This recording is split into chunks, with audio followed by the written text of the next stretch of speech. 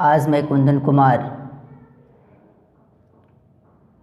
Add to cart जो sample paper जो 2021-2022 जो इंग्लिश सेक्शन के लिए आता है, इंग्लिश सब्जेक्ट के लिए आता है, उसमें आज मैं सैम्पल पेपर 9 जो कि वो सेल्फ असेसमेंट है, उसकी आज मैं ग्रामर एंड राइटिंग सेक्शन का ग्रामर पोर्शन पे आज मैं चर्चा करूँगा, जिसमें आप देखेंगे कि इसमें कैसे इसको बनाया जाए जिसमें से ज़्यादा आपकी सही हो, ताकि पूरे की पूरी पोर्शन ग्रामर पे होता है।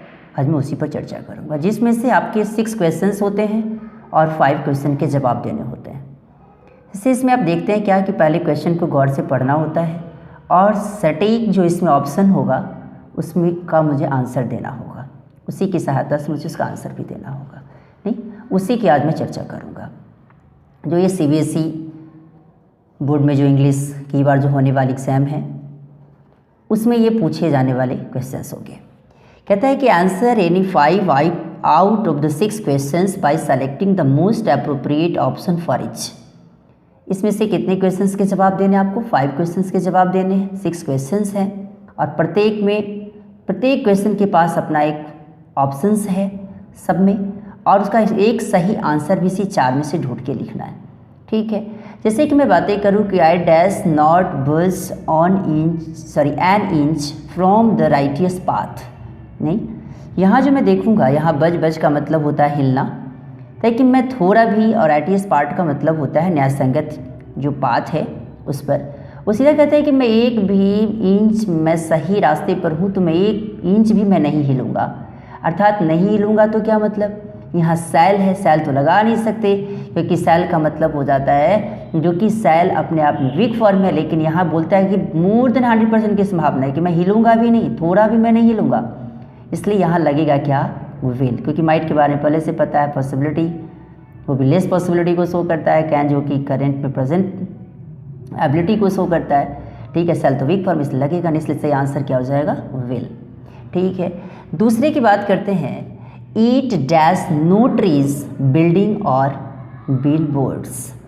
ठीक है, अभी आप जानते हैं कि नो और नॉट में फ़र्क बताया भी जाता है कि नो क्या होता है। तो नो एक हमेशा अपने आप में एडजेक्टिव होता है और नो का इस्तेमाल हमेशा हम नाउन के पहले करते हैं।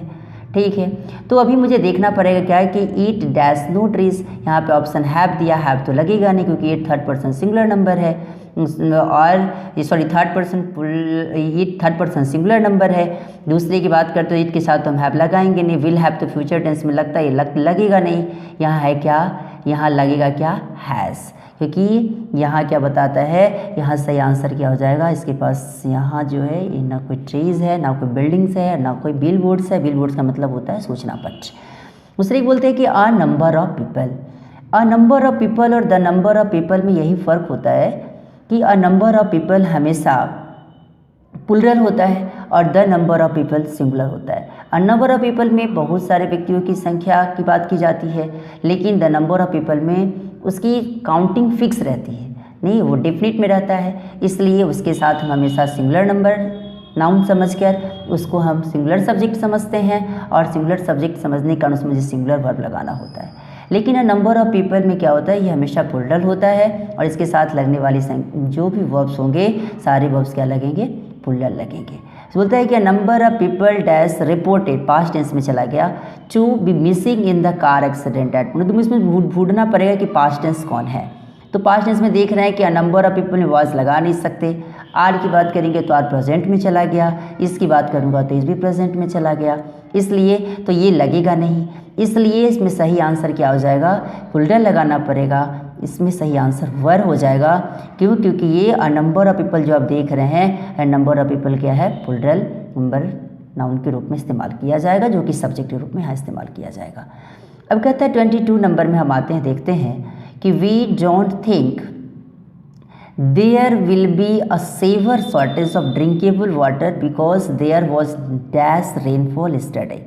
हम लोग ऐसा सोचते हैं, ऐसा मानते हैं कि वहाँ पानी की जो पीने वाली पानी की जो समस्या है वो बहुत गंभीर हो गई होगी। शॉर्टेज, गंभीर शॉर्टेज, जो कि सेवर मतलब गंभीर होता है, शॉर्टेज मतलब कम हो जाना। और ड्रिंकेबल वाटर, पीने वाला पानी जो है वो बिल्कुल सब खत्म हो गया होगा। क्यों? क्योंकि because there was dash rainfall yesterday, क्योंकि पिछले दिन वहाँ कल बहुत सारी बहुत वर्षा हुई थी। ठीक है, इसलिए यहाँ देखते हैं फ्यू का इस्तेमाल हम हमेशा प्लूरल नंबर नाउन से पहले करते हैं। यहाँ मेनी है, मेनी का भी इस्तेमाल प्लूरल नंबर नाउन्स के पहले करते हैं। लॉट्स भी है, लॉट्स का भी इस्तेमाल लॉट्स और अ लॉट ऑफ में ज़्यादा बेहतर कौन होता है? अ लॉट ऑफ रेनफॉल है, इसलिए यहाँ पे अ लॉट ऑफ का मतलब होता है प्रचुर मात्रा में, ज़्यादा, इसलिए अ लॉट ऑफ का इस्तेमाल करना यहाँ ज़्यादा बेहतर होगा। इसलिए सही आंसर आपका क्या हो जाएगा? A lot of. दूसरे की बात करते हैं, change the narration of the following sentence by choosing the correct option. अब कहता है क्या कि इसमें अब नरेशन पोर्शन पे आते हैं, जिसे रिपोर्टेड स्पीच के नाम से भी जानते हैं आप लोग, नहीं? तो इसमें देखते हैं क्या कि इसमें नरेशन मुझे बनाना है। अब आपका क्वेश्चन कहता है यहाँ कि Ram said to me, Ram ने मुझसे कहा कि why did you not complete your assignment, या आखिर तूने अपना अभी तक असाइनमेंट कंप्लीट क्यों नहीं किया। ठीक है, तो इसके बारे में मैं आपको अभी बताता हूँ कि इसको बनाइएगा कैसे, इसके बारे में अभी हम चर्चा करेंगे। ठीक है, क्योंकि अभी मैं इसके दूसरा पेपर पर इसको मैं बताने की कोशिश करता हूँ, जो आप अभी यहाँ देखेंगे। आपके क्वेश्चंस क्या कह रहे हैं कि why did you not complete your assignment.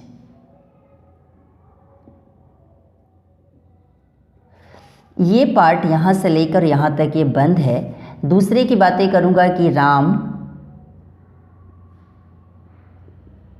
Said to मी, जो कि आपको ये पता है ये किस पोर्शन में रहता है, तो डायरेक्ट स्पीच के फॉर्म में रहता है। ठीक है, अब मैं इसकी चर्चा जरा सा करूँगा कि राम सेड टू मी अर्थात राम ने मुझसे कहा कि तुमने अपना होमवर्क कंप्लीट क्यों नहीं किया।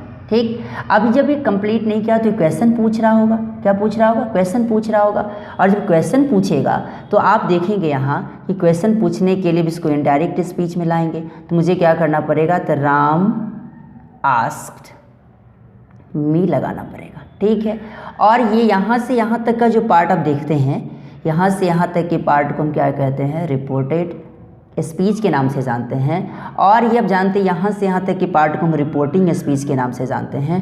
और आपको पहले से पता है कि जब अगर रिपोर्टिंग स्पीच पास्ट टेंस में हो और जब reported speech simple past tense में, क्योंकि यहाँ डिड देख रहे हैं, तो ये किस में ट्रांसफ़र हो जाता है? तो सिंपल पास्ट परफेक्ट में ट्रांसफ़र होगा। दूसरे में क्या कि ये सेंटेंस आपका WH वर्ड वाला क्वेश्चन है, तो इसलिए यहाँ वाई को वाई ही छोड़ेंगे, इन्वर्टेड कॉमास को लगाने के लिए इफ़ या दैट का इस्तेमाल हम नहीं करेंगे, तो वाई लग गया। और आपको पता है कि जब कभी भी नरेशन में अगर डायरेक्ट से इनडायरेक्ट में लाते हैं तो रिपोर्टेड स्पीच वाला सेंटेंस इनडायरेक्ट स्पीच में जाने के बाद हमेशा असर्टिव मोड में चला जाता है। दूसरा में क्या देखते हैं, तो इसको भी मुझे असर्टिव सेंटेंस में ही रखना होगा। सेकेंड पर्सन किसके अनुसार? ऑब्जेक्ट के अनुसार। तो मी है, मी का जब सब्जेक्ट, क्योंकि यहाँ तो यू सब्जेक्ट के रूप में इस्तेमाल किया गया है, इसलिए यहाँ भी ये क्या हो जाएगा? आई, क्योंकि मी का सब्जेक्टिव केस क्या हो जाएगा? आई।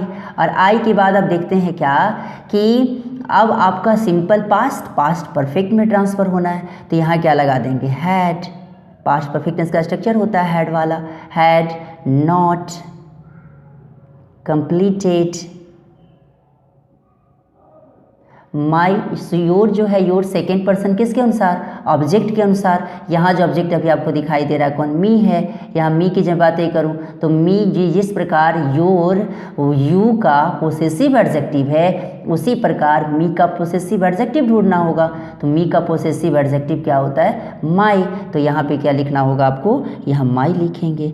और थर्ड पर्सन तो नो चेंज। अब आप यहाँ देखते हैं क्या कि अब यहाँ दिए गए जो आपके ऑप्शंस हैं, इस ऑप्शन में क्या ऐसा कोई आंसर मिलता है क्या कि Ram asked me why I hadn't completed my assignment. जब ये अगर आंसर मिल जाएगा ऑप्शन में तो वही इसका आंसर आपका सही हो जाएगा। तो अब मैं इसको देखता हूँ। ठीक है, क्वेश्चन मिला ये कहता है क्या कि Ram asked me why I had not, ठीक है, ये क्वेश्चन देख रहे हैं, मिल रहा है, ये देख रहे हैं ना? आई had not completed my assignment. यहाँ देख रहे हैं बच्चे को कितना कंफ्यूज कर रहा है, यहाँ इन्फॉर्म्ड लगाया है जो कि ये नहीं होगा।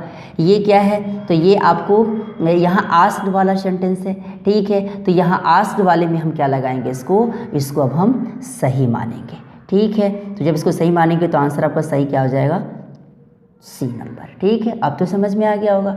दूसरे की बात करते हैं। जो दूसरा क्वेश्चन फिर आपका बोलता है कि change the narration of the following sentence by choosing the correct option. He said to his mate, why are you so lazy today, ठीक है। अब दूसरा क्वेश्चन पूरा बीच लिखना पड़ेगा। यहाँ डायरेक्ट स्पीच का सेंटेंस है। सेंटेंस में क्या कहता है, he said to his mate, why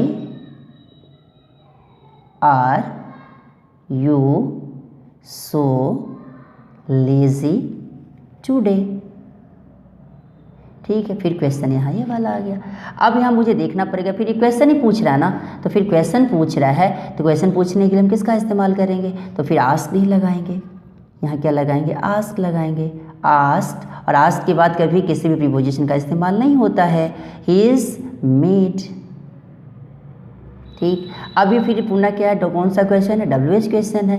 WH question के लिए फिर मुझे किसका इस्तेमाल करना होगा, फिर यहाँ वाई का वाई ही छोड़ेंगे। अब आप देख रहे हैं फिर आर यू है, फिर यहाँ से यहाँ तक के सेंटेंस को किस में ट्रांसफ़र करना होगा, तो फिर मुझे असर्टिव मोड में लाना होगा।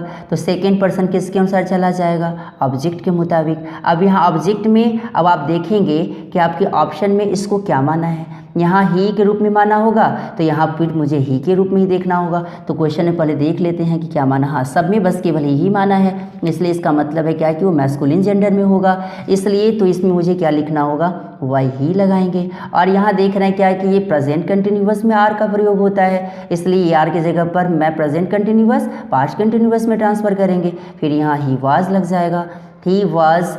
अब क्या लगाएंगे, सो है, सो को सो ही छोड़ देते हैं। लेज़ी है तो लेज़ी का लेज़ी ही छोड़ देंगे। टुडे का क्या बन जाता है, दैट डे। अब मुझे इसके दिए गए जो ऑप्शंस है, इस ऑप्शन से मुझे पुनः फिर ढूंढना होगा कि 24 का सही में आंसर क्या होगा। तो मुझे अब देखता है कि ही आस्क्ड हिज मेट, यहाँ जो दिख रहा है आपको दिख भी रहा होगा, he asked his mate why he was so lazy that day. नहीं, तो ये आपका सही आंसर क्या हो गया इसका, बी नंबर।